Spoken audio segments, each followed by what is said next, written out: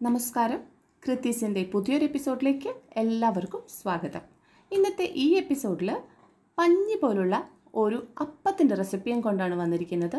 വളരെ പെട്ടെന്ന് ഉണ്ടാക്കിയെടുക്കാം. അതുമാത്രവുമല്ല, 1 കപ്പ് റവ മതി ഈ അപ്പം ഉണ്ടാക്കിയെടുക്കാനായിട്ട്. ഇത് കാണുമ്പോൾ തന്നെ നിങ്ങൾക്ക് മനസ്സിലാവും നമ്മുടെ അപ്പം എത്രമാത്രം സോഫ്റ്റാണെന്ന്. ഇത് ചെറു ചൂടോടെ കഴിച്ചാലുണ്ടല്ലോ നല്ല ക്രിസ്പായിട്ടിരിക്കും. ആ ചെറു ചൂടോടെ കഴിക്കാനാണ് കേട്ടോ എനിക്ക് ഏറ്റവും ഇഷ്ടം. തണുത്ത് കഴിഞ്ഞിട്ടുണ്ടെങ്കിൽ നല്ല പഞ്ഞി പോലുള്ള നല്ല പഞ്ഞി അപ്പം തന്നെയാണിത്. റവ കൊണ്ട് സാധാരണ നമ്മൾ ഉപ്പുമാവൊക്കെ അല്ലേ ഉണ്ടാക്കി കഴിക്കാറ്. അപ്പോൾ ഒരു തവണ ഈ വീഡിയോ കണ്ടിട്ട് ഇതുപോലെ ഒന്ന് ട്രൈ ചെയ്ത് നോക്കൂ. നിങ്ങൾക്ക് തീർച്ചയായിട്ടും ഇഷ്ടപ്പെടും. മാത്രമല്ല, നിങ്ങൾ വീണ്ടും വീണ്ടും ഇത് ഉണ്ടാക്കുകയും ചെയ്യും. അത്രയ്ക്ക് ടേസ്റ്റിയുമാണ്, എളുപ്പവുമാണ് ഉണ്ടാക്കാനായിട്ട്. അപ്പോൾ നമുക്ക് വീഡിയോയിലേക്ക് പോവാം. അപ്പോൾ അത് ഉണ്ടാക്കാനായിട്ട് ഞാനിവിടെ 250 ml കപ്പിൽ 1 കപ്പ് റവ എടുത്തിട്ടുണ്ട്. ഇത് വറുത്ത റവയാണ് കേട്ടോ. കടകളിൽ നിന്നൊക്കെ നമുക്ക് വാങ്ങാൻ കിട്ടുന്ന അതേ റവയാണ്. വറുക്കാത്ത റവയുടെ കാര്യം എനിക്കറിയില്ല. സാധാരണ നമുക്ക് കടയിൽ നിന്നൊക്കെ ഇപ്പോൾ വറുത്ത റവയാണല്ലോ വാങ്ങാൻ കിട്ടാറ്. അപ്പോൾ ഞാൻ അത് വെച്ചിട്ടാണ് ഉണ്ടാക്കിയിട്ടുള്ളത്. ഇനി ഈ റവ നമുക്ക് മിക്സിയിലിട്ട് നന്നായിട്ടൊന്ന് ഫൈൻ പൗഡറായിട്ട് തന്നെ ഒന്ന് പൊടിച്ചെടുക്കണം. എന്നാൽ മാത്രമാണ് നമ്മുടെ അപ്പത്തിന് നല്ല സോഫ്റ്റ്നെസ് ഉണ്ടാവുള്ളൂ. അപ്പോൾ ഞാനിതൊന്ന് പൊടിച്ചെടുത്തുകൊണ്ട് വരാം.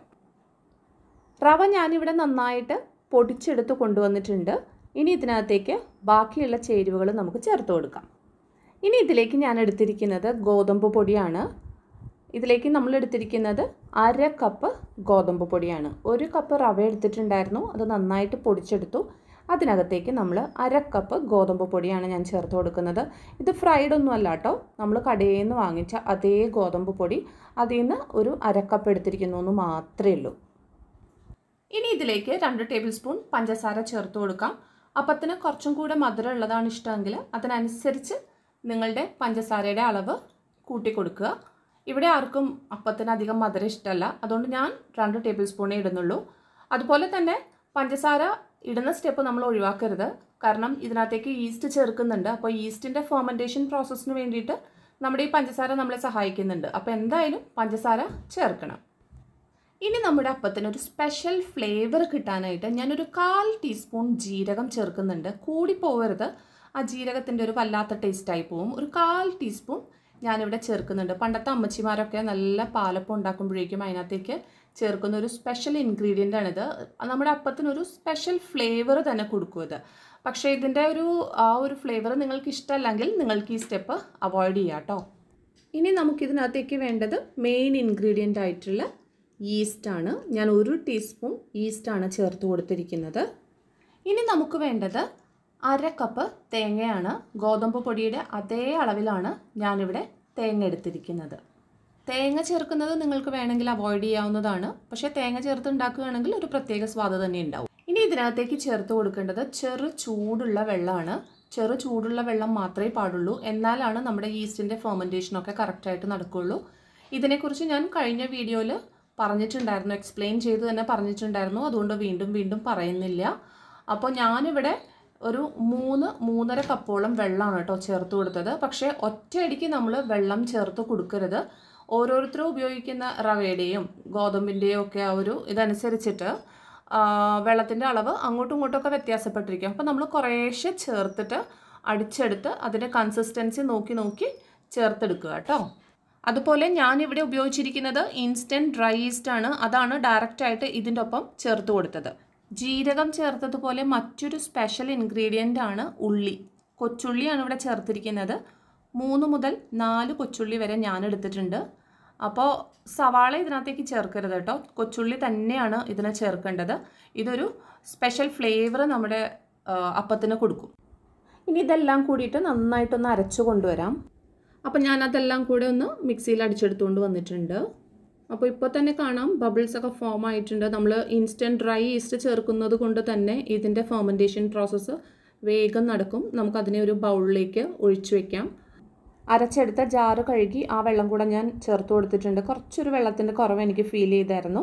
അതുപോലെ തന്നെ ഉപ്പ് ഇപ്പോൾ ചേർത്ത് കൊടുക്കുന്നില്ല. അപ്പം ഉണ്ടാക്കുന്നതിന് തൊട്ട് മുന്നേ ഞാൻ ഉപ്പിടുന്നുള്ളൂ. അപ്പോൾ ഇതാണ് നമ്മുടെ മാവിൻ്റെ കൺസിസ്റ്റൻസി. ഇനി നമുക്ക് ഈ മാവ് അടച്ചു മൂടി 1/2 മണിക്കൂർ മാറ്റി വയ്ക്കാം. ഈ 1/2 മണിക്കൂർ എന്നുള്ളത് നമ്മളിപ്പോൾ നല്ല ചൂടുള്ള സ്ഥലങ്ങളിലൊക്കെ ആണെങ്കിൽ 10 മിനിറ്റിൻ്റെ ആവശ്യമുള്ളൂ. 10 മിനിറ്റിനുള്ളിൽ തന്നെ നമ്മുടെ മാവ് നമുക്ക് നന്നായിട്ട് പതഞ്ഞ് പൊങ്ങി കിട്ടും.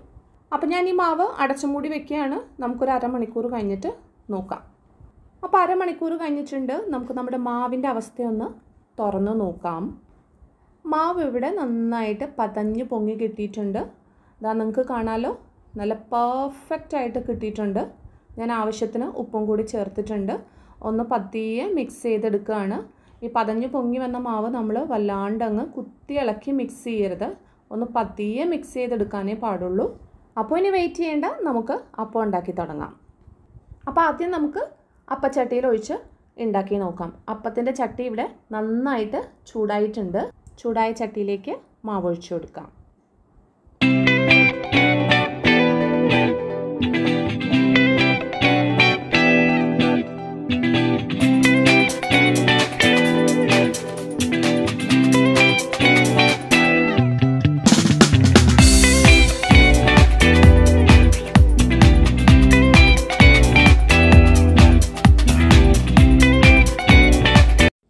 അപ്പച്ചട്ടിയിൽ ഉണ്ടാക്കിയ അപ്പം നിങ്ങൾ കണ്ടല്ലോ, നല്ല പെർഫെക്റ്റ് ആയിട്ട് കിട്ടിയിട്ടുണ്ട്. ഇനി നമുക്ക് ദോശത്തവയിലേക്ക് ഇതുപോലെ കോരി ഒഴിച്ചൊന്ന് ഉണ്ടാക്കി നോക്കാം. തവ ചൂടായിട്ടുണ്ട്. ഞാൻ മാവ് ഒഴിച്ചു കൊടുത്തിട്ടുണ്ട്. ഇതിനകത്ത് ഉണ്ടാക്കുമ്പോഴേക്കും നമ്മൾ ദോശ പരത്തുന്നത് പോലെ വല്ലാണ്ട് പരത്തി കൊടുക്കരുത്. വെറുതെ ഒന്ന് ജസ്റ്റ് ഒന്നിങ്ങനെ കാണിക്കാൻ മാത്രമേ പാടുള്ളൂ. അപ്പത്തിൽ നല്ലവണ്ണം ഹോൾസ് ഒക്കെ വീഴുന്നത് നിങ്ങൾക്ക് കാണാൻ പറ്റുന്നുണ്ടല്ലോ. അപ്പോൾ ഇനി നമുക്കിത് മൂടി വെച്ചിട്ട് ഒന്ന് കുക്ക് ചെയ്തെടുക്കാം.